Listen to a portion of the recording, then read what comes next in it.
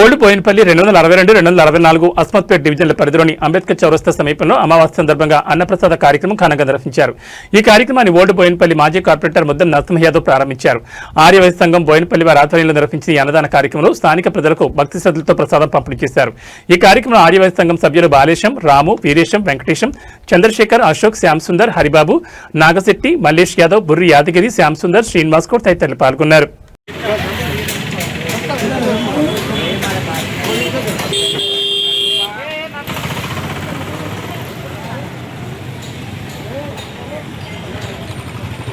बोलो वासवी माता की जय, अन्नपूर्णा माता की जय, गंगा भवानी की जय,